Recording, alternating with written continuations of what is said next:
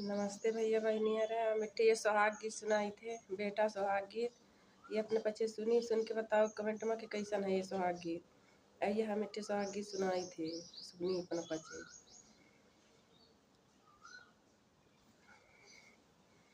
अरे चिट्ठिया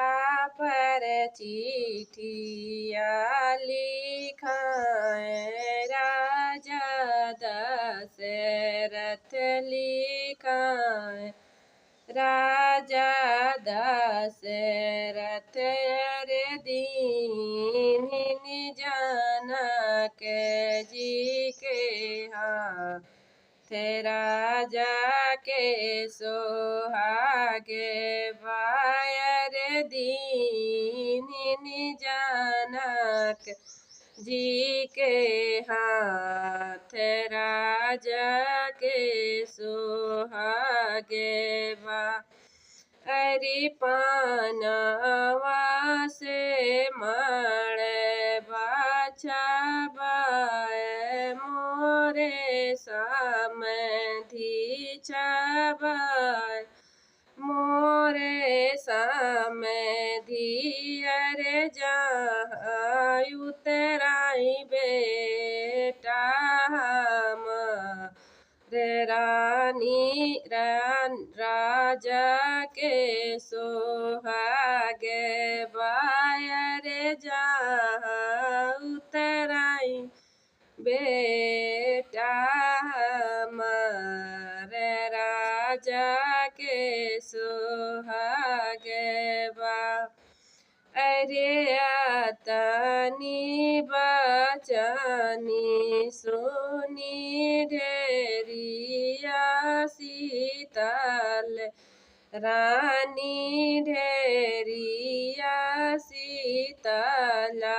रानी धाई के मम्मी लागे जाए राजा के सोहागे बायर धाई के मम्मी लागे जाए राजा के सोहागे बा। अरे आतनी संपत्ति मम्मी जे खेना होई यरे जे खेना होई अरे ओकर बेटी राही हई कुमारी राजा के सोहागे बायर ओकरी बेटी कुमारी राजा के सोहागे बा। अरे तानी बचनी सुनी बोली है बेटी यरे बोल शीतल रानी अरे काहे का सोच विचारे राजा के सोहागे बायर काहे का सोच विचारे राजा के सोहागे बा। अरे बराई से पाने मांगऊ बई मोरी बेटी मांगऊ मोरी बेटी अरे पान से दे भाई छाबारा जाके सोहागे बायर पान से दे भाई छाबा ई राजा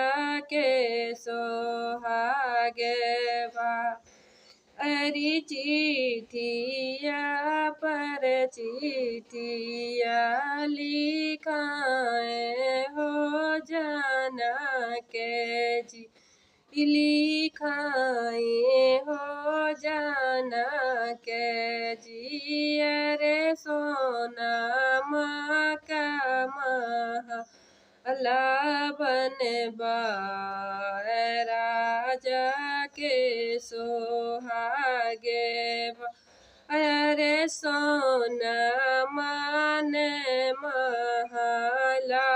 बनवाए राजा के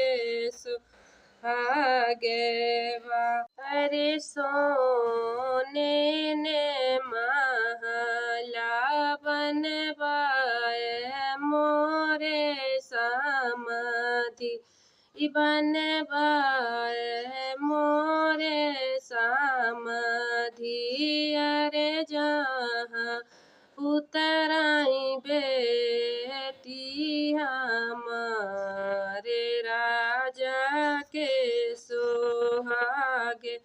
बायर जहाँ उतराई बेटी हमारे राजा के सोहागे बा अरे आतानी बचानी सुनी दूल्हा है दूल्हे रुआया रे दूल्हा है कावाने रमेर धाई के पापा लागे जाए राजा के सुहागे बायर धाई के पापा लागे जाए राजा के सोहागे अरे आतानी संपत्ति पापा जेखे ना होई अरे जेख ना होई अरे ओ कर बेटा रही है कुमार राजा के सोहागे पायरियो कर बेटा कुमार राजा के सोहागे बा अरे आतानी बचानी सुनी दूल्हा है कावानेरा मेरे दूल्हा है कावानेरा मेरी जी कहेगा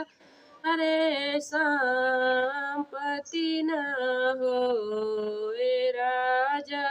के सोहा